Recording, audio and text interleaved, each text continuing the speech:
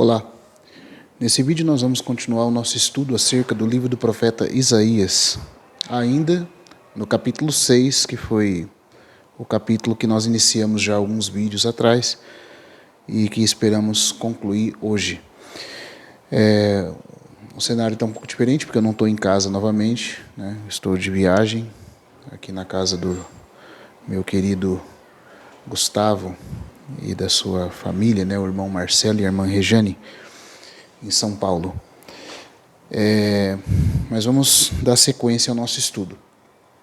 Como sempre, eu tenho adotado, né, como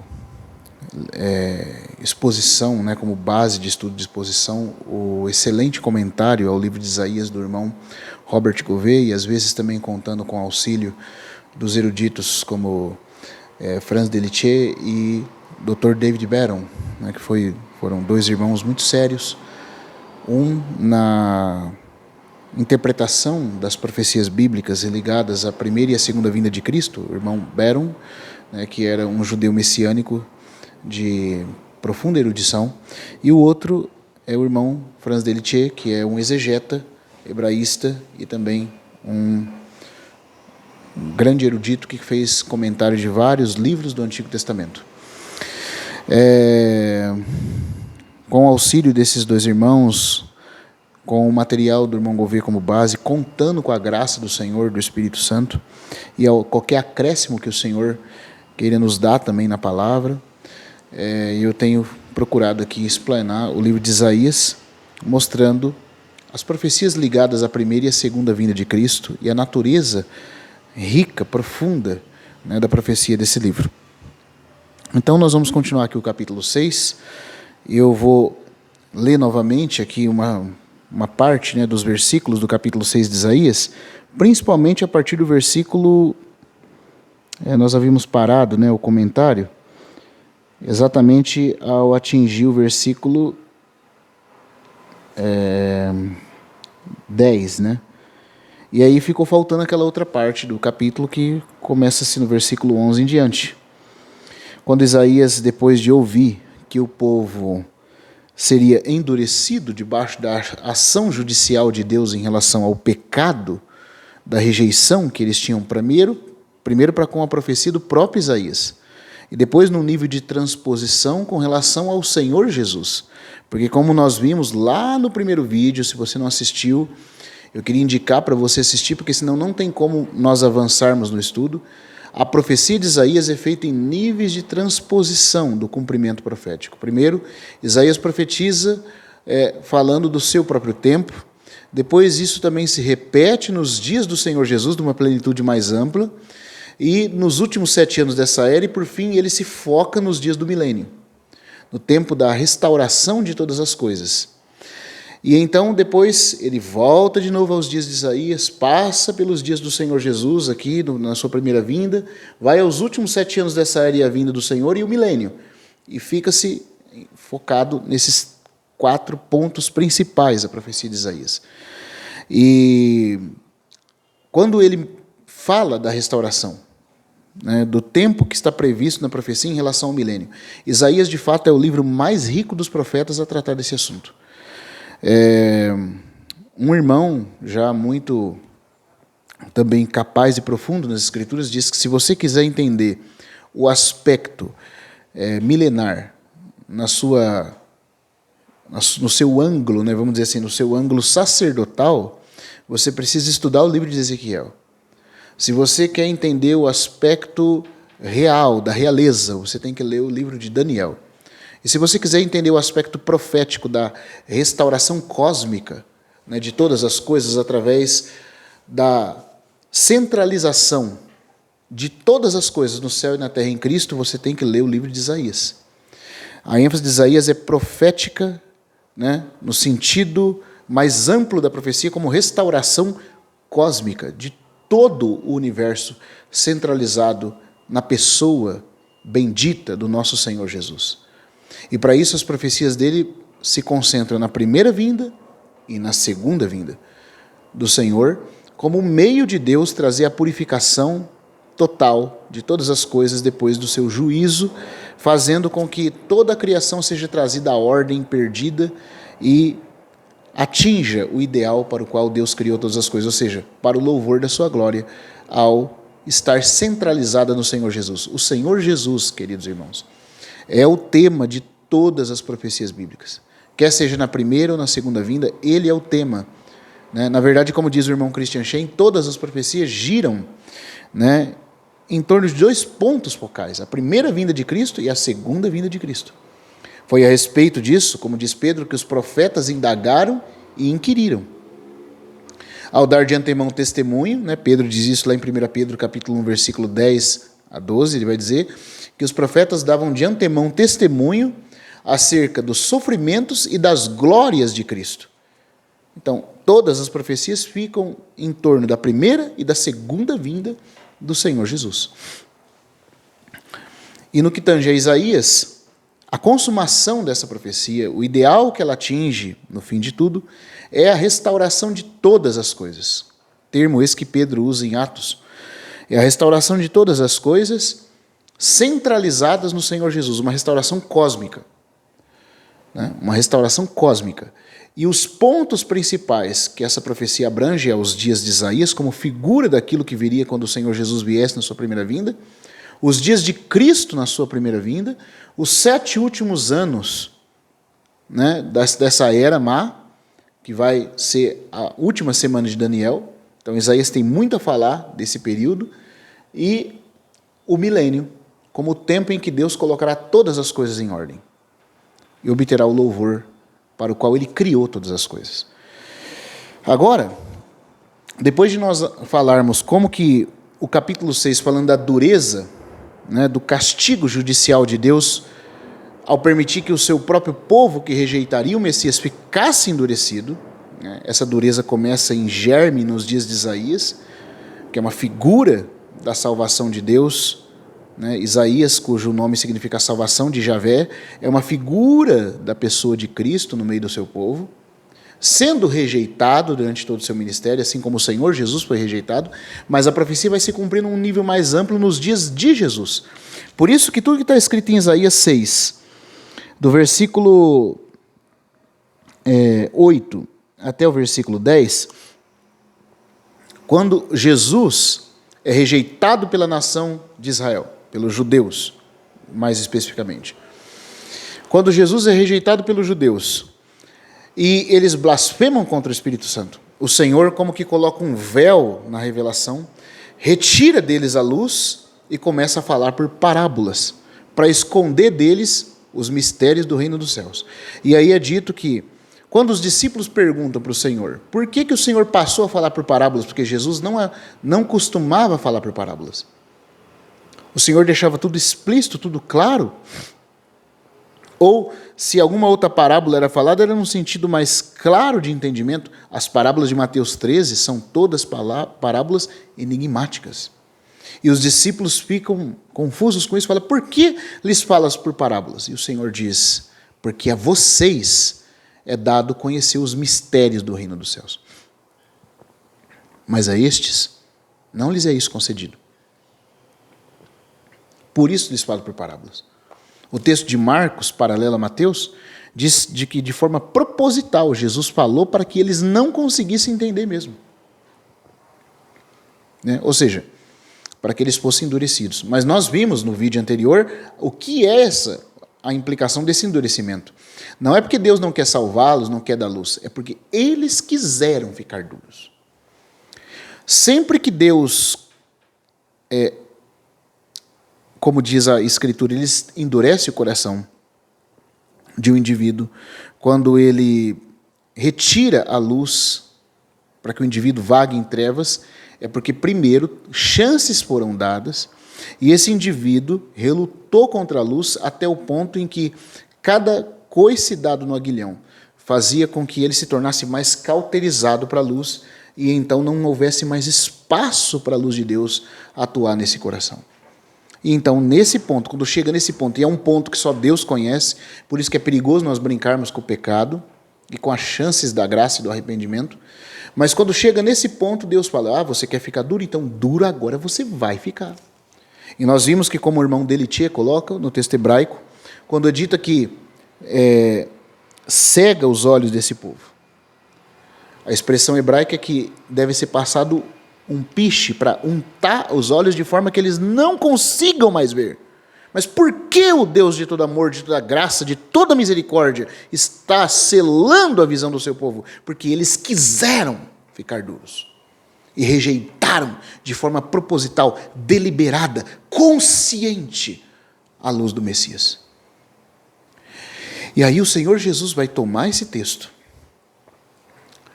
e vai dizer que naquele período do início da era cristã, na primeira vinda de Cristo, estava se cumprindo, estava em andamento o cumprimento da profecia de Isaías. Não que isso não tivesse sido verdade nos dias de Isaías, mas era só em germe. Num primeiro nível foi verdade nos dias de Isaías. O povo realmente ficou duro. E Nabucodonosor veio e levou Judá para o cativeiro, deixando só uma cepa, né? E essa cepa que foi deixada e depois um retorno de um remanescente. Mas isso haveria de ter um cumprimento muito maior nos dias do Senhor Jesus, onde eles rejeitaram a salvação de Yahvé no Salvador encarnado. E aí, por causa disso, assim como Nabucodonosor, nos diz Isaías, levou o povo cativo e ficou só um remanescente pequeno, assim também nos dias de Jesus, quando eles rejeitaram o Salvador, os romanos vieram destruir a cidade, levaram os judeus cativos, e o famoso Coliseu, que foi usado para a morte de tantas pessoas, de gladiadores e de cristãos, foi construído com sangue judeu no trabalho braçal. Isso está tudo registrado na história. E se você quiser saber mais disso, leia a história dos Hebreus de Flávio Josefos, historiador judeu do primeiro século. Esse povo foi levado cativo. Foi levado cativo e apenas um remanescente de judeu permaneceu fiel. A mesma história de Isaías nos dias de Jesus, mas num cumprimento mais amplo. Você está vendo? Então, o Senhor Jesus toma o texto de Isaías, em Mateus 13, nós não vamos ler lá porque a gente já leu isso no outro vídeo, e diz, neles está se cumprindo a profecia de Isaías. E nós vimos também que esse capítulo 6 de Isaías é muito importante. Porque o que Deus faz aqui ao chamar o profeta, purificando-o, né, para que ele possa ser o mensageiro de Deus, é um símbolo da purificação que Deus faria com todo o povo, para que eles se tornassem o povo ideal de Deus, por meio de quem a salvação de Deus seria demonstrada nesse universo. Então, Isaías fala, né, da salvação por meio da purificação. E a purificação por meio do juízo. Então você tem o juízo que traz purificação que traz salvação. E tudo isso visa a restauração cósmica de todas as coisas sendo feitas convergentes para Cristo. E nesse tempo em que essa profecia é feita, ela é feita e cumprida parcialmente nos dias de Isaías. Deus tinha que fazer um trabalho com aquele povo. Mas esse trabalho teve que ter um cumprimento muito mais amplo nos dias do Senhor Jesus, onde Deus ainda está tratando com esse povo. E até nos nossos dias, 2000 anos depois de Cristo, essa profecia ainda está em andamento. Porque uma coisa muito importante, que qualquer exegeta do texto grego sabe, é que Mateus capítulo 13, quando Jesus aplica o que está escrito em Isaías capítulo 6, ele diz, neles está se cumprindo, mas ele não diz assim, já se cumpriu. O tempo em que Jesus diz está se cumprindo é um tempo contínuo, ou seja, está começando a se cumprir o que está escrito em Isaías. Está se cumprindo nesse momento, está em andamento, seria a melhor tradução. Neles está em andamento a profecia de Isaías, ou seja, nos dias de Jesus, numa medida muito mais ampla, a dureza do povo de Israel, né, estava em andamento. E a ação judicial de Deus de retirar a luz deles estava em andamento muito mais amplo também. E como que eu sei que não se cumpriu tudo nos dias do Senhor Jesus aqui em carne? Porque Paulo, em Atos capítulo 28, cita de novo essa passagem, quando os judeus que vão até ele em Roma para ouvi-lo, rejeitam a mensagem de Paulo acerca da pessoa, da obra e do reino do Senhor Jesus. Então Paulo cita para eles a profecia de Isaías e fala: bem falou o Espírito Santo a vossos pais e a respeito de vocês. E Paulo ainda diz que está em andamento. Ou seja, nos dias de Jesus, aquilo que começou a acontecer em germe, nos dias de Isaías, é muito mais amplamente cumprido. Mas não se encerra ali. Porque, como nós vimos, essa passagem aqui é repetida nos 3 evangelhos sinóticos, né, em João, e também no livro de Atos. É repetido. É repetido 5 vezes nas Escrituras. E o que é importante ao saber disso aqui, ao saber isso? É que essa passagem aqui, quando ela é aplicada por Jesus, Jesus fala que está em andamento. Paulo aplica nos dias dele, dizendo que o motivo dos judeus estarem endurecidos é ainda o cumprimento dessa profecia. Mas essa profecia está se cumprindo por culpa dos próprios judeus. Entendeu? Não é que Deus determinou que os judeus fossem endurecidos de uma arbitrariedade em Deus. Não. Deus, sendo onisciente, sabia que os judeus iriam rejeitar a Cristo. E profetizou de antemão a ação deles. Mas Deus mesmo não é o autor do mal nem da dureza. A prova disso é que Mateus 13, quando Mateus está explicando o que está acontecendo aqui em Isaías, Mateus fala que neles está se cumprindo a profecia de Isaías, porque o coração deste povo está endurecido. Então, Mateus faz o equilíbrio, mostrando que a responsabilidade do endurecimento é toda do homem, não de Deus. Deus só está retirando a luz porque o homem quis ficar duro. Isso começou a acontecer em germe nos dias de Isaías, ampliou-se nos dias de Jesus, continuou nos dias de Paulo, em Atos 28, a nação de Israel continuou endurecida e está ainda em progresso, porque o povo de Israel ainda está debaixo de dureza e em grande aflição, porque rejeitaram o seu Messias. Você acha que o que está acontecendo no Oriente Médio estaria acontecendo se eles tivessem crido e recebido o Senhor Jesus? Não estaria. Não estaria. O que está acontecendo no Oriente Médio, dos modernos filisteus, que são os palestinos. Porque palestino, esse termo Palestina, vem do que os romanos chamavam de filistino, que é os filisteus. O que esse povo perturbando Israel se denomina como palestinos, eles querem dizer, nós somos os filisteus atuais. Agora, se você estuda a Bíblia com cuidado, você sabe que os filisteus perturbaram Israel até que o rei Davi, que a princípio tinha sido rejeitado, foi declarado rei. Só quando Davi subiu ao trono foi que os filisteus foram subjugados. O fato da nação de Israel, a princípio, não aceitar o reinado de Davi, né? A princípio, permitir que o filho de Saul ficasse no trono, a princípio, não reconhecer de imediato que Davi era o rei e permitir que Saul permanecesse depois o filho de Saul, enquanto os filhos de Israel não reconheceram Davi como rei, os filisteus nunca foram subjugados.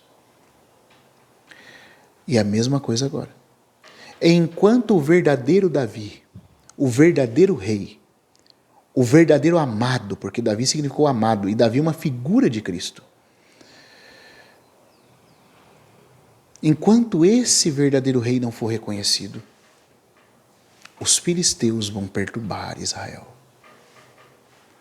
Mas o Salmo 108 é um salmo que, se Deus permitir, eu quero gravar ainda um estudo sobre esse salmo.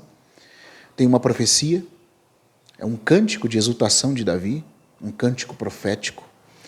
E lá no Salmo 108, a profecia diz: Elohim falou de dentro do santuário. Eu triunfarei. Não é os Estados Unidos, não é nenhuma nação que vai triunfar. Não é Israel pelo seu próprio braço também que vai triunfar. Elohim disse, eu triunfarei. E entre todos os movimentos de vitória dele que são relatados naquele salmo, e é um salmo para se cumprir nos últimos 7 anos dessa era, culminando da Batalha de Armagedon, no finalzinho está escrito assim, sobre a Filístia eu vou triunfar. Somente Deus em Cristo, seu Messias, é que trará paz à terra que está aflita porque rejeitou o seu rei. Os filisteus só podem ser vencidos quando o rei for reconhecido. Só vão poder ser vencidos quando o rei for reconhecido. Eles só foram vencidos, os filisteus históricos do passado, quando Davi se assentou no trono. Eles só serão vencidos quando o verdadeiro rei se assentar no trono. E é o próprio rei que diz, eu triunfarei. Então, queridos irmãos, tudo que está acontecendo com a nação dos judeus, todo o problema, se deve ainda ao cumprimento dessa profecia. Quão importante é essa profecia. Essa profecia mostra que tudo que os judeus vão passar é porque eles têm que ser humilhados até o ponto de poderem dizer Baruch Rabá, bendito é aquele que vem. Enquanto eles não chorarem e não clamarem isso, eles estarão debaixo de grande aflição. Mas graças a Deus, também essa profecia mostra que Deus os cegaria durante um tempo, respeitando o próprio desejo deles estarem duros, mas isso não seria para sempre. Porque por amor a Abraão e ao pacto em Abraão, Isaac e Jacó, embora os ramos naturais, como diz Paulo em Romanos 11, foram quebrados, e nós, como ramos bravos, diante de oliveira brava, fomos enxertados, Deus no fim os enxertará novamente. Porque Deus é poderoso para fazer isso. E Ele não rejeitou o seu povo para todo sempre. Bendito seja o Senhor. E nesse tempo em que Israel e os judeus deixaram de ser o testemunho de Deus, Deus ficou sem testemunho de forma nenhuma. Isaías não fala do surgimento da igreja. Esse era um mistério guardado das eras e das gerações em silêncio, como diz Paulo. A igreja é apenas simbolizada, alegorizada no Antigo Testamento, mas nunca explicitamente revelada. Isso precisava da revelação do próprio Senhor Jesus e dos apóstolos a trazerem isso à tona, principalmente do ministério de Paulo. Mas Deus está fazendo um trabalho com os gentios, por enquanto, tirando um povo de dentro dos gentios para o seu nome, que é a igreja. E é para isso que nós estamos aqui, para cooperar com o Senhor. Mas Deus ainda voltará para o seu povo. E eles terão paz quando o rei rejeitado se assentar no trono. É dessa parte que nós vamos falar agora. Porque nós paramos exatamente em Isaías capítulo 6, no versículo 11, quando Isaías pergunta, quando ele vê que Deus vai permitir que o seu povo seja endurecido, fique nas trevas, sem entender, você vai hoje em Israel, e os rabinos estão lá nas sinagogas, lendo, e eles não entendem as próprias escrituras. Quantos véus e camadas de véu estão postos sobre eles, com seus targuns, Talmud e tantas outras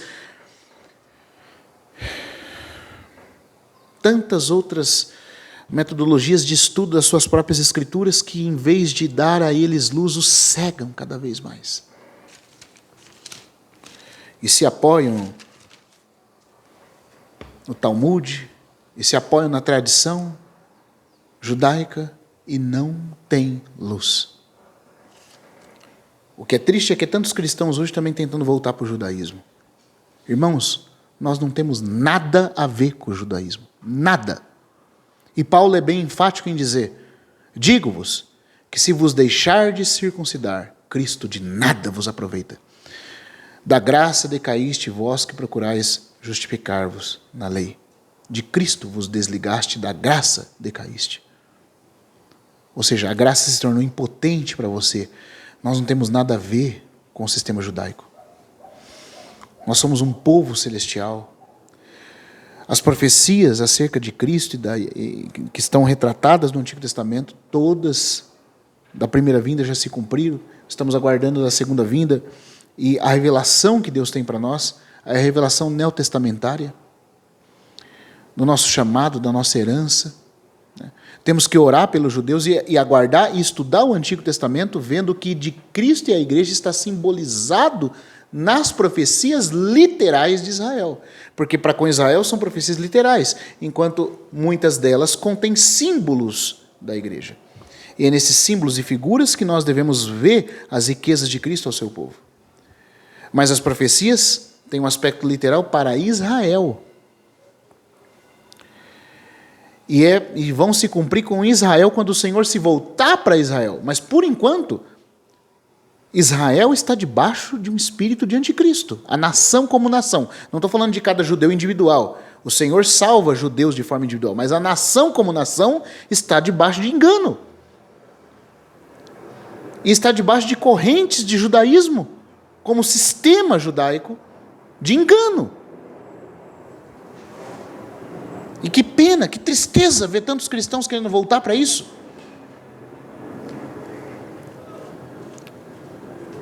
Não entender as alianças de Deus, não entender os tempos de Deus, faz toda essa confusão. Mas bendito seja o Senhor, porque nós amamos o povo terreno de Deus, nós amamos os judeus, nós sabemos que Deus tem um propósito para eles e esperamos o cumprimento dessas profecias. Enquanto elas não são cumpridas, nós oramos por eles, pela salvação deles, como a Bíblia nos ordena fazer. Né? E vemos em tipologias e símbolos coisas no Antigo Testamento que se aplicam em simbologia à igreja, mas não que são propriamente para a igreja. As profecias em relação a Israel são para Israel. As cerimônias do Antigo Testamento, figuras, tipologias, se referem a Cristo e à igreja, mas o cumprimento, todavia, profético é para a nação de Israel, não é para a igreja, porque a igreja não tomou o lugar de Israel. Eu espero que você esteja entendendo o que eu estou falando. E quando chegar a hora em que a dureza de Israel passar, acontecer o arrebatamento dos vencedores da igreja, a era da igreja acabar, Deus vai se voltar para aquela nação, porque Ele ama aquele povo que também nós devemos amar. Todo o antissemitismo é antibíblico. Nós devemos amar e orar pela conversão deles, para que esse dia seja apressado, porque o Senhor vai cumprir todas as promessas que tem para eles. Todavia, com equilíbrio, eu quero dizer isso. Agora, nesse momento, como nação, eles estão endurecidos. E não há nada que o sistema judaico possa nos dar em relação à revelação de quem é o Senhor Jesus. Porque o que eles têm é espírito de treva e de sono, como diz o próprio profeta Isaías. Então você, meu irmão, que está aí tocando chofar, pondo kippá na cabeça, para com essa palhaçada, com essa bagunça. Você deve ser luz, você deve ser a resposta para eles, e você está procurando aprender deles que estão em trevas. Você está querendo se justificar na lei? Você não entende a dispensação de Deus, as dispensações de Deus? Você está de novo começando pelo Espírito e querendo se aperfeiçoar na carne? Que Deus tenha misericórdia de você se você não vê isso. Você acha mesmo que alguma carne vai ser justificada diante de Deus através da lei? Não vai.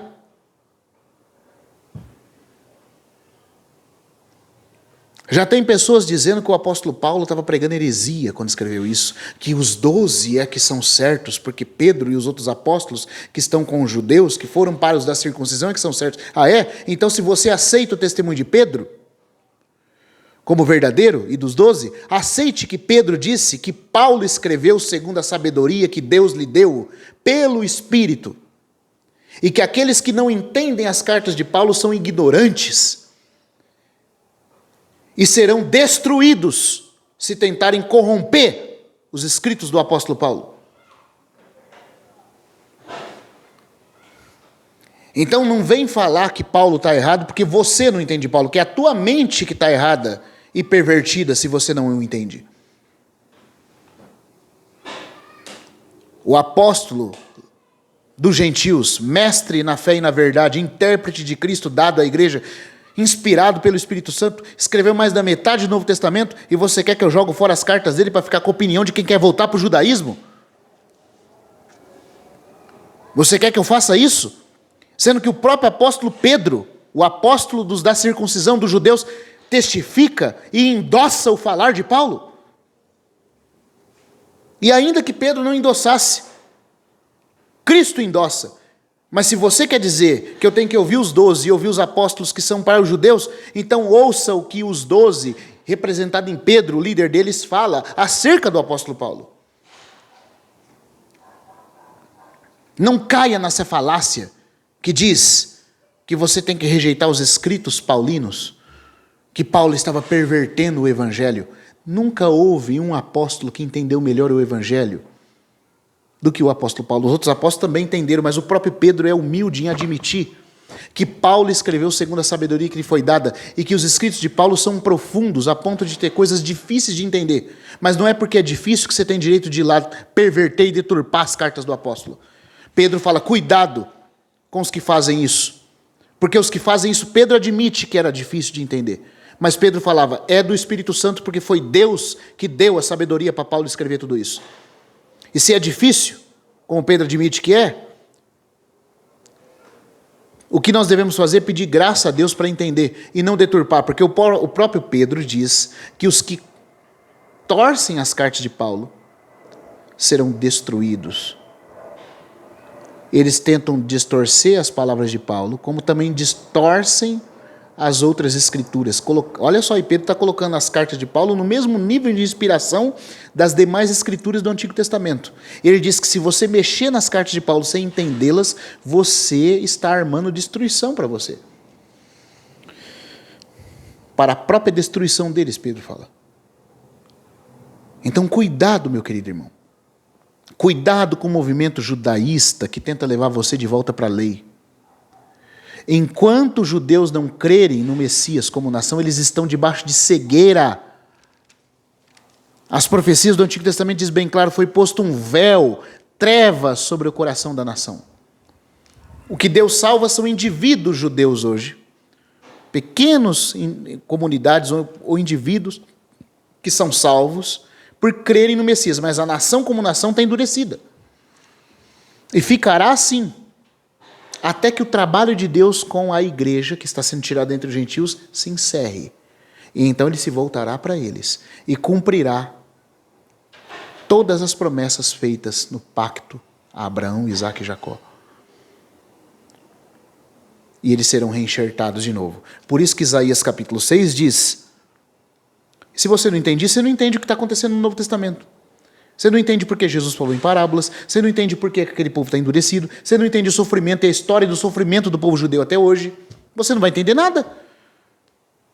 E ainda corre o perigo de jogar fora toda a riqueza neotestamentária da graça, da luz do Senhor no Evangelho e voltar para judaísmo com toda a parafernália religiosa judaica que não serve para nada. Para nada. Eu quero dizer aqui com todo temor e reverência, não serve para nada. O judaísmo não serve para nada. Cai fora de sistema religioso, sincretista evangélico que está levando você para o Antigo Testamento para costurar o véu que Jesus rasgou, que Deus rasgou através da cruz de Cristo. Cai fora disso.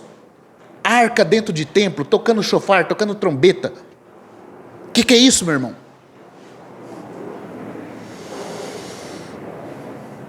Olha só o que Isaías vai dizer. Isaías capítulo 6. Quando Isaías ficou sabendo que os olhos iam ser fechados, os ouvidos iam ser tampados, ele falou, Senhor, até quando?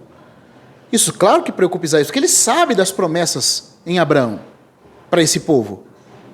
Será que é para sempre? Graças a Deus, bendito seja Deus que não. Quero dizer aqui com todas as letras, eu amo o povo judeu de todo o coração. Olha, eu nunca fui a Jerusalém, o dia que eu puder eu vou. Mas não vou lá para adorar lugar sagrado, para nada disso não. Eu vou lá para ver o que está escrito na palavra acerca desse povo, de forma literal com os meus olhos, mas não porque eu preciso, você está entendendo? de imantamento judeu, de mística judaica, para nada. Eu não preciso nada disso, não. Eu tenho Cristo e o Evangelho. Mas eu concordo que são um povo amado. Eu concordo que a terra é deles. Eu concordo que Deus ainda tem um plano para essa terra. Para esse povo e essa terra. O povo judeu. Concordo. Mas eu só concordo até onde a Bíblia concorda. Ou seja, que eles são amados, que Deus tem um propósito para eles e que Deus ainda vai alcançá-los. Mas ir lá para aprender escritura com um rabino anticristão? Ir lá para voltar para a lei, para pôr kippá na minha cabeça, para tocar chofar? De jeito nenhum. Eu vou lá para ver como que Deus, na sua fidelidade, por amor a Abraão, se um dia eu puder ir, claro, né, tem preservado aquela terra e aquele povo para o cumprimento das suas promessas. Só para isso. E para orar por eles pela conversão deles. Para isso aí, eu vou para Israel um dia, se Deus me permitir. Mas não vou enganado achando que eles são um povo que tem o que me acrescentar, que é com eles que eu tenho que aprender. Mentira. O povo de Israel como nação está debaixo de incredulidade, de espírito, de cegueira. No que tange a vida espiritual, não há nada que a nação de Israel tenha que me acrescentar alguma coisa. Exceto os meus irmãos judeus que creem em Cristo. Porque quando quando um judeu crê em Cristo, aí sim, irmão. Aí aquela bagagem que ele tinha só de lei e caducidade da letra, vista além do véu, com os olhos abertos em Cristo, isso é uma grande riqueza. Aí sim, os meus irmãos judeus que creem em Cristo, aí sim. Mas aprendi de sistema judaico, de Zohar, de tradição judaica, de Mishnah. Eu não estou nem aí para isso e digo para você, sai fora disso. E não é porque eu estou dizendo, não é porque a Bíblia fala. Você está entendendo? Se vos deixar de circuncidar, Cristo de nada vos aproveita. E o homem que se deixar de circuncidar está obrigado a guardar toda a lei. E se quer guardar um item da lei, tem que guardar tudo. Agora toca shofar, guarda a dieta santa e os outros itens. E o holocausto? Como é que você vai fazer? Eu queria perguntar para esse pessoal que quer guardar a lei, quer voltar para o judaísmo. Você não sabe que de acordo com a lei, você tem que oferecer sacrifício num lugar escolhido por Deus, que é lá, no Monte Moriá? Lá na ilha de Ornã, onde o templo foi edificado? Você sabia que você, guardando só o item da lei e não guardando tudo, você está desrespeitando a lei, sendo transgressor dela? De que vale isso? Ainda que você quisesse guardar a lei sem o templo, sem estola sacerdotal, sem éfode, sem altar, de nada vale o que você está fazendo. E além de não valer nada, você está ofendendo a obra do Senhor Jesus.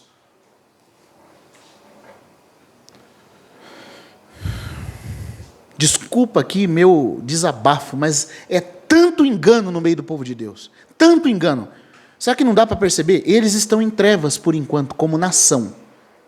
Como indivíduo, pode ser que sejam salvos, haja pequenas comunidades de indivíduos salvos, cristãos judeus, né, que são cristãos, mas são de nascimento judeu, de origem judaica, e que são nossos irmãos, e aí sim tem o que contribuir, porque tem a luz do Evangelho para guiar o que eles leem nas Escrituras. Mas se não for assim, não pensa que misticismo judeu, Zohar judaico, Midrash, aliás, a Mishnah, Talmud, nada disso vai ajudar ninguém.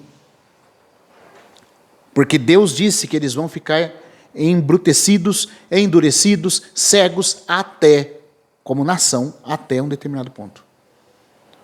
Não há nada, querido irmão, que eles tenham para ensinar para você. Você, com o Evangelho, crendo no que o Senhor Jesus é que é luz para a cegueira deles.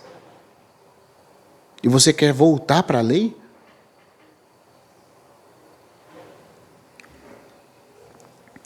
Isaías capítulo 6, versículo 11. E perguntei, até quando, Yahvé? E ele declarou, até que as cidades estejam assoladas e sem morador, e não haja homens nas casas, e a terra venha a ser uma desolação completa, até que Yahvé haja afastado o homem, e os lugares abandonados sejam muitos em meio da terra. E ainda que reste nela uma 10ª, de novo será varrida. Porém, como o carvalho e a azinheira, ao serem cortados, ainda lhe resta a cepa. Eu vou continuar aqui com a explicação do nosso irmão Gouveia acerca desse assunto. Do versículo 11 para frente, tá bom? Nesta transação, então, é representado para nós, em miniatura, os principais tratos de Deus em relação aos judeus e aos gentios naquele Mistério no qual Paulo entra no capítulo 11 da Epístola aos Romanos. Paulo vai tratar dessa questão. Será que Deus rejeitou os judeus para sempre? Não, de forma nenhuma. Ele rejeitou a nação de Israel para sempre? De forma nenhuma. Mas por enquanto, exceto o remanescente que crê, a nação como um todo está endurecida.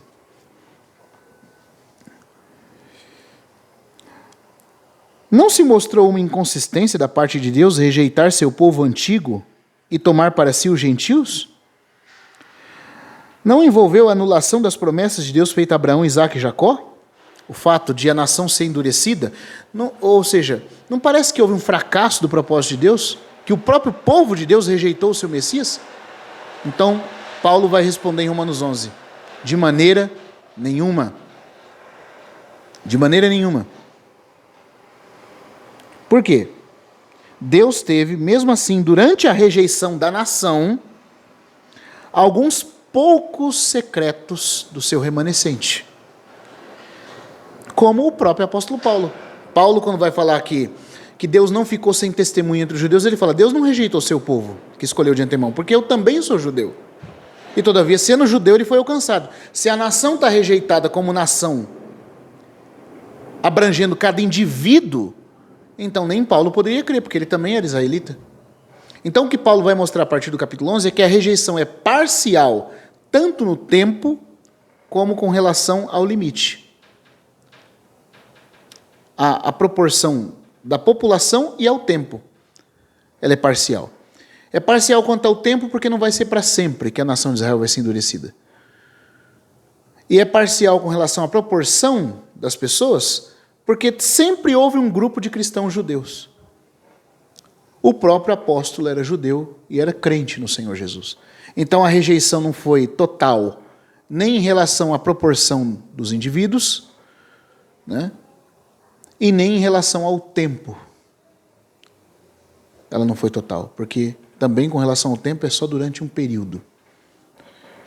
Por isso que Isaías pergunta, até quando? E o Senhor fala, até que. E aí ele dá os sinais de até quando vai ser esse endurecimento. Deus teve alguns secretos, assim como nos dias do tempo da idolatria do rei Acabe. Elias achou que estava sozinho, e Paulo vai tomar a história de Elias para exemplificar. Olha, quando Elias achou que estava sozinho, que tinha todo mundo apostatado, Deus falou, eu reservei para mim 7.000. E Paulo vai aplicar, mesmo agora, sobrevive um remanescente pela eleição da graça.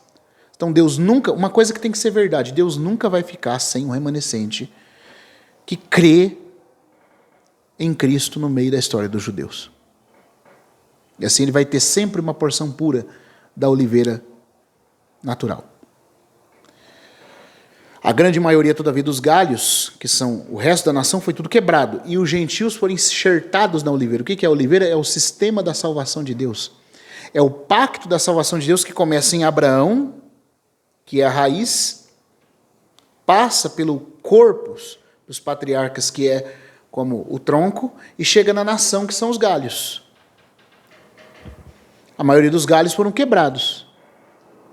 Se refere à nação de Israel, tirado fora desse sistema da graça salvadora, porque quiseram ficar fora, rejeitando o Messias. Então Deus vem e enxerta os gentios, para que os gentios se tornem participantes dessa salvação, sendo assim feitos participantes da seiva. Certo? Então agora quer dizer que Deus não tem mais nada a ver com Israel como nação? De jeito nenhum. Paulo fala, não. Eu sou judeu. Eu sou alguém que representa que Deus ainda tem propósito com esse povo. E não só eu. A Escritura também diz, já nos dias de Elias, mostrando isso, que quando Elias achou que todos haviam apostatado, a graça reservou alguns. Assim também Deus tem um remanescente. Sobrevive pela eleição da graça. Embora a nação como um todo está endurecida. Mas, Paulo diz que veio o endurecimento em parte, até que haja entrada a plenitude dos gentios, que se refere aqui ao arrebatamento, a colheita dos gentios, aquilo que Deus vai colher entre os gentios para terminar essa era da igreja. Isso vai ser sinalizado especificamente no tempo do arrebatamento. certo? E aí então Deus vai se voltar para Israel. E aí os 12.000 selados de cada tribo vão receber o espírito de poder. As 2 testemunhas vão ser enviadas, vão fazer um trabalho de purificação e juízo na nação. E todo Israel vai ser aparelhado para o Senhor. E todo Israel será salvo. Entendeu? Israel como nação. Não estou falando de, como alguns fazem pensar, que para Israel poder ser salvo, eles têm que se tornar parte da igreja, então a igreja tem que evangelizar Israel, até Israel deixar de ser Israel. Não, não é isso não. Estou falando da comunidade israelita mesmo, como Israel, crendo no Messias como nação. Isso em Isaías é chamado de o parto da mulher que deu à luz antes de vir dores. Porque o meu povo deu à luz antes que houvesse vindo as dores. Ele está falando do povo israelita. Diferente da mulher, da igreja, de Apocalipse 12, né? Que é, na sua maioria, a igreja ali, aquela mulher. Claro que aquela mulher é o sistema da graça, mas na sua grande maioria é a igreja, porque toda ela praticamente está vestida do sol, se referindo aos cristãos do Novo Testamento. Ela geme em dores de parto. Agora, o povo de Israel, Isaías diz, eles deram à luz antes que viessem as dores. Ou seja, a nação foi toda salva em um dia. Está vendo? Deus pergunta em Isaías, pode acaso suceder isso? Que antes que viessem as dores, deu à luz? Pois o meu povo... Pode uma nação ser gerada em um dia, pois o meu povo deu à luz antes que viessem as dores. Você está vendo? Então, isso vai acontecer, Deus vai se voltar para eles. E Paulo exemplifica isso, que Deus tem sempre um remanescente, mesmo com toda a nação rejeitando, mas tem um grupo de remanescente que permanece fiel. Ele exemplifica na história de Acabe, ele fala a respeito dele mesmo como exemplo, e ele mostra que isso vai ser assim até que haja entrada a plenitude dos gentios. Romanos 11, versículo 26. E então todo Israel será salvo. Então, bendito seja Deus que Ele tem um plano com aquele povo. Agora vamos avançar um pouquinho. E o que significa essa expressão, né? Porque na versão João Ferreira de Almeida, revista e corrigida, Isaías pergunta assim, até quando, Senhor? Né? Até quando durará essa cegueira?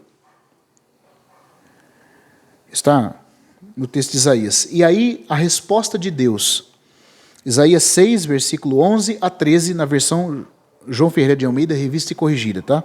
Diz assim, até que se assolem as cidades e fiquem seus habitantes, e fiquem sem habitantes, e nas casas não fique morador, e a terra seja assolada de todo. E o Senhor afaste dela os homens, e no meio da terra seja grande o desamparo. Mas se ainda a 10ª parte dela ficar, tornará a ser pastada, como o carvalho e como a azinheira, que depois de se despolharem ainda ficam firmes, assim a santa semente será a firmeza dela. Irmão Gouveia, agora vamos terminar com a explicação dele, que eu acho bem cabível aqui, bastante proveitosa. Ele diz assim, apesar das muitas dificuldades e variedades de leitura que abrangem esta passagem, por exemplo, a textual mesmo não cita a santa semente, ela fala que ficaria uma cepa, e para. Aqui fala que assim como a árvore, depois de desfolhada, fica firme, né, fica ali a cepa, assim a santa semente será a firmeza desse povo. A santa semente é o remanescente puro. Né? E tem variações por causa dos códices bíblicos de tradução. Alguns colocam só a cepa, outros falam da santa semente.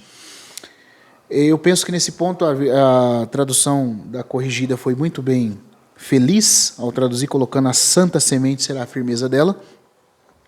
O irmão Gouveia fala que apesar das dificuldades que se encontram, né, nas variadas traduções, podemos discernir o significado geral, que certamente deve ser o da promessa misericordiosa. Pois a pergunta do profeta é, por quanto tempo os judeus devem ser rejeitados? E a resposta é que durará até que ocorra uma grande desolação. na terra. Aí tem a questão aqui, essa terra é a terra de Israel ou é o mundo? O mundo todo. E o irmão Gouveia fala que eles vão ser rejeitados até que ocorra uma grande desolação na terra de Israel e também no planeta Terra. Pois a palavra significa ambas as possibilidades. O termo terra aqui pode se referir à terra de Israel ser desolada ou ao próprio planeta ser desolado. E sabe por quê? Porque essa profecia, embora ela tenha um cumprimento em germe, como eu falei nos dias de Isaías, volto a dizer para você assistir a primeira mensagem, se você quer entender esse princípio de transposição, ela tem um cumprimento em germe nos dias de Isaías, porque Nabucodonosor veio, de fato, assolou a terra. Né? Depois, nos dias de Jesus, os romanos de novo assolaram aquela terra. Mas ela tem um cumprimento final mais amplo ainda. E está falando do povo ficando endurecido. E a gente sabe que o tempo final da dureza da nação é o tempo da segunda vinda de Cristo. Até lá eles vão estar endurecidos. Então, por isso que eu sei que a assolação da terra aqui, a assolação final, porque foi assolado com Nabucodonosor, mas o povo não se tornou crente. Tá, um remanescente voltou para a terra para esperar o Messias, mas for achado incredulidade quando abre o Novo Testamento. Aquele povo que voltou da Babilônia para esperar o Messias, quando chega no Novo Testamento, estão tudo incrédulos. Você tem um grupinho ali só que crê, a nação está tudo incrédula de novo. Aí Jesus vem, na sua primeira vinda, cumpre o seu ministério aqui, o povo está tudo endurecido de novo. Certo? Vêm os romanos, destroem o templo e a cidade, e o povo não se torna crente, continua endurecidos. Então não foi nem com Nabucodonosor, nem com os romanos, que essa assolação feita na terra teve o cumprimento final. Por quê? Porque Deus falou por meio de Isaías que assim que a assolação na terra fosse feita, a dureza do povo acabaria. Ele falou, até que sejam assoladas as cidades. Mas isso não aconteceu, nem com Nabucodonosor assolou. Mas o povo não voltou a ser, né, a ter um coração crédulo, a ter um coração crente nas promessas de Deus. O Império Romano veio e assolou? Assolou. Depois que eles rejeitaram Jesus, o Império Romano veio e assolou aquela terra. Mas, de novo, os judeus, por causa disso, não voltaram a crer. Continuam incrédulos em relação às promessas de Deus e em relação ao Messias. A vinda do Messias, como a Bíblia profetiza. Porque tem judeu aí acreditando que o Messias vai vir, só que eles não sabem que o Messias já veio e vai voltar. Então eles não creem em Jesus como Messias, estão duros ainda. Então nem com Nabucodonosor e nem com Tito, né, do Império Romano, essa profecia se cumpriu. Se não se cumpriu naquela época, teve assolação nas duas vezes, mas não teve a credulidade do povo restaurada. Então é sinal que tem um terceiro e último cumprimento. Quando vai ser? Quando o anticristo invadir aquela terra. Quando o anticristo perseguir os judeus e invadir aquela terra, como profetiza Zacarias, ele vai assolar aquela terra, deitar por terra a verdade, retirar o sacrifício contínuo, como diz Daniel. Aí, nesse tempo, o Espírito vai ser derramado e a nação vai chorar e vai crer no Messias. Entendeu? Para não ficar no que eu estou falando, vamos aqui em Zacarias capítulo 14, por favor. Quem tiver Bíblia aí puder acompanhar. Vamos aqui um pouquinho. Zacarias 14. Eis que vem o dia de Yahvé, e no meio de ti serão repartidos os teus despojos. Porque eu reunirei todas as nações para combater contra Jerusalém, a cidade será conquistada, está vendo? E as casas serão saqueadas, e as mulheres serão violadas, e a metade do povo irá em cativeiro, mas o resto do povo não será cortado da cidade. O anticristo vai fazer isso. Com a permissão soberana de Deus. Esse é o clímax dos dias de angústia de Jacó, como profetiza Jeremias. E quando isso acontecer, aí sim, depois dessa assolação feita na terra de Israel, vai ser retirada a cegueira deles. Mas, como o irmão Gouveia fala, não é uma assolação só na terra de Israel. É uma assolação feita pelo anticristo e também pelas catástrofes sobrenaturais que vão estar caindo sobre aquele território, mas também no planeta todo. Porque a terra toda vai estar debaixo de uma grande assolação, de juízos e juízos de Deus. Então, depois que a terra de Israel, especificamente, for assolada pelo anticristo, e todo o planeta for assolado pelo juízo de Deus, os judeus vão crer. Vai ser retirada a dureza do coração deles. Está dando para entender? E por que eu sei que o cumprimento disso aqui, eu sei que tem irmãos estudiosos, comentaristas bíblicos que querem aplicar o cumprimento disso aqui com Nabucodonosor, com Tito, no ano 70, já que a profecia também se aplica aos dias de Jesus, mas o cumprimento final não é com Nabucodonosor e nem com Tito. O irmão Witness Lee, no estudo Vida de Isaías, ele diz que a maior parte dessa profecia já se cumpriu com Nabucodonosor e com Tito invadindo e destruindo Jerusalém, mas eu, respeitosamente, se é que eu entendi o que ele escreveu, e parece que foi isso mesmo que ele disse, mas eu, então, respeitosamente, vou divergir dele nisso, porque aqui diz que quando essas coisas acontecessem, esse seria o prazo da dureza na nação de Israel. E embora, de fato, Nabucodonosor assolou ali a terra, mas quando foi dada a ordem por meio de Ciro para os judeus retornarem, 50 mil só retornou, 950 mil quase ficaram lá na Babilônia, e os 50 mil que voltaram, reedificaram ali o altar, as bases, o templo, a cidade, os muros, repovoaram o reino de Judá, mas quando o Messias chega, a maioria da nação está incrédula de novo. E depois, quando nos dias de Jesus eles rejeitaram o Messias, e essa profecia também se cumpriu parcialmente ali, né, teve seu andamento de cumprimento ali. Eles rejeitaram o Messias. Veio Tito, enviado por Vespasiano, se eu não me engano, foi Vespasiano que enviou Tito, e ele destruiu o templo e a cidade no ano 70, como Joséfos narra, mas o povo não se tornou crédulo. O povo não voltou a crer nas promessas de Deus e muito menos no Messias. Continua em trevas. Então, tem uma etapa final para acontecer. E como Zacarias 14 profetiza, isso vai se dar nos últimos 7 anos dessa era. Especificamente nos últimos 3 anos e meio. Onde toda a terra de Israel vai ser assolada pelo anticristo e por catástrofes que vão estar acontecendo no mundo. E também o mundo vai estar sendo assolado. Nesse tempo, vai se cumprir a profecia. A venda dos olhos dos judeus e dos israelitas vai ser tirada e eles vão reconhecer o Messias que haviam rejeitado. Né? Então aqui o irmão Gouveia fala que tem possibilidade de ser as duas coisas. E eu concordo, acredito e reafirmo como ele, que tanto Israel como o mundo vão estar sendo assolados nesses últimos 7 anos, especificamente nos últimos 3 anos e meio. E aí é o tempo do cumprimento da profecia. O irmão Gouveia diz ainda assim, sendo a minha opinião, mais especificamente talvez a última, ou seja, que a terra toda, e não só Israel, vai estar sendo assolado. Eu penso que as duas coisas. Quando isso for realizado, fica claramente implícito que a misericórdia de Deus retornará. Também nesse assunto não somos deixados sós, abandonados à dedução da profecia, do que a profecia de Isaías parece implicar. Né? A dedução especulativa, analisando aqui Isaías para ver se é isso mesmo. Não, há uma declaração explícita de Paulo.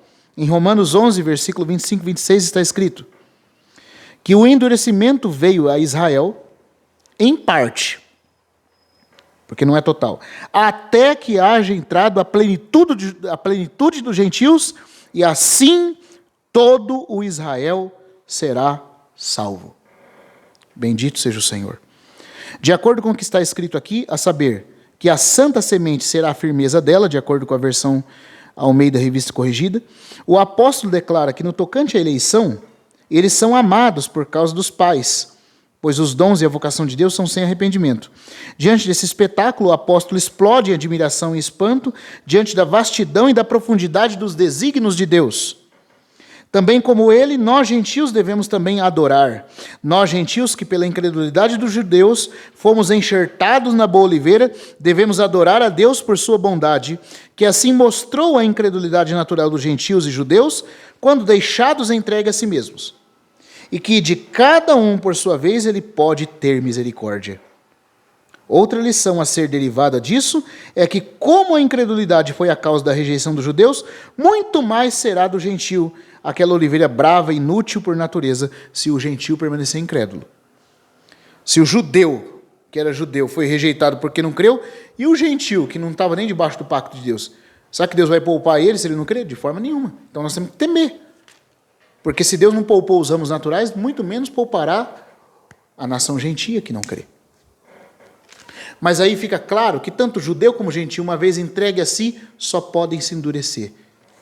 É a única coisa que nós somos bons sem Deus, sendo judeu ou gentio, é em pecar e se endurecer. E Deus permite que ambos sejam endurecidos, se entregues a si, para ficar evidente que só pela sua graça é que nós podemos alcançar a salvação. E não depende de quem quer, nem de quem corre, mas de Deus usar a sua misericórdia. Ou como diria o texto grego mais original, não vem de dentro de quem quer. Porque o fato de eu ter luz não vem de mim, vem da graça dele. E nesse ponto, judeu e gentil está tudo igualado. O judeu precisa da misericórdia e o gentil também. Mas o ponto é que o judeu foi parcialmente rejeitado, embora seja amado por causa dos patriarcas. E Deus tem promessas a cumprir em Abraão, e por amor a essa promessa, ele vai se voltar a eles e vai salvá-los. Mas por enquanto eles estão debaixo de dureza, que não será, todavia, para sempre. Nós aguardamos o cumprimento disso. E até que esse dia venha, clamamos sem cessar: Maranata, ora vem, Senhor Jesus. E até lá, vamos orando por eles, pela conversão deles, mas sem nos misturar com o judaísmo. Não vamos nos misturar com aqueles, né? Não vamos nos misturar. Judaísmo, tá, irmão? Não estou falando de não nos misturar com judeu. Judeu se ele crê, nosso irmão é amado. Se ele não crê, é amado também do mesmo jeito. Judeu, pessoa. Mas o sistema judaico é um engano. Está debaixo de espírito de anticristo, porque nega a pessoa do Senhor Jesus. Não tem nada para nós cristãos aprendermos lá. Mas todavia a nação nós devemos amar e orar, porque virá de Sião o libertador, e ele apartará de Jacó as suas iniquidades. Oramos por esse dia. Pai, no nome de Jesus, salva o teu povo, Israel. Salva o teu povo, Senhor, a quem pertence a aliança e o pacto e as promessas. Povo qual tem a maior de todas as glórias, pois deles vem o Cristo, o qual é sobre todos Deus bendito para todo sempre. Amém. Que Deus abençoe, irmãos. Até o próximo estudo, até o próximo vídeo. No próximo vídeo nós vamos entrar em Isaías capítulo 7, tá? E vamos ver coisas maravilhosas também a respeito da pessoa e da obra do nosso Senhor que esse capítulo tem a nos desvendar. Entre elas, a grande revelação da encarnação do Senhor Jesus, profetizada no Antigo Testamento. Até o próximo vídeo.